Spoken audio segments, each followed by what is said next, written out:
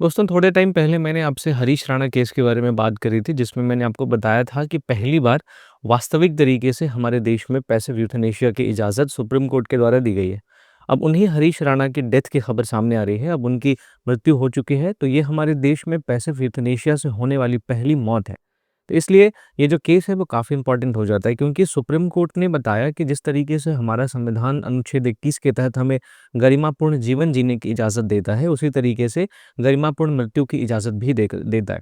इसी बात के चलते उसके परिवार ने, हरीश राणा के परिवार ने सुप्रीम कोर्ट से ये गुहार लगाई थी कि जो हरीश राणा की स्थिति है उसमें सुधार की कोई भी संभावना नहीं है, और सुधार की कोई भी संभावना नहीं है तो काफ़ी ज़्यादा परेशानी का सामना हरीश राणा को करना पड़ रहा है, फिज़िकल पेन है।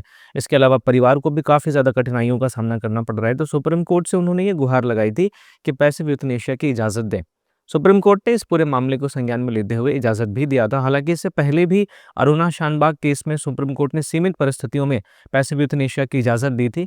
उसके बाद कॉमन कॉज़ वाले मामले में सुप्रीम कोर्ट ने बहुत अच्छे तरीके से ये क्लियर किया था कि पैसिव यूथनेशिया की इजाज़त दी जा सकती है अगर किसी भी व्यक्ति के स्वास्थ्य में सुधार की गुंजाइश नहीं है।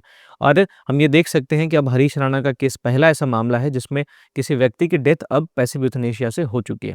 तो दोस्तों, अब इस कदम के साथ हमारा देश भी अब कहीं न कहीं उन सारे देशों की लिस्ट में शामिल हो जाएगा जहाँ पे अपनी इच्छा से और अपनी इज़्ज़त के साथ मरने की इजाज़त दी जाती है। लेकिन कई सारे दुनिया में देश ऐसे भी हैं जहाँ पे एक्टिव यूथनेशिया की भी इजाज़त है, जैसे बेल्जियम है, लक्ज़मबर्ग है।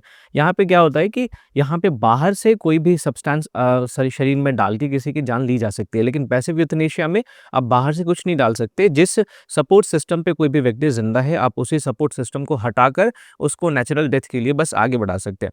तो आप इस बारे में क्या सोचते हैं? और ऐसे ही वीडियोज़ के लिए आप मुझे इंस्टा पे फॉलो भी कर सकते हैं और मेरे YouTube channel Rahul Sharma education को सब्सक्राइब भी कर सकते हैं।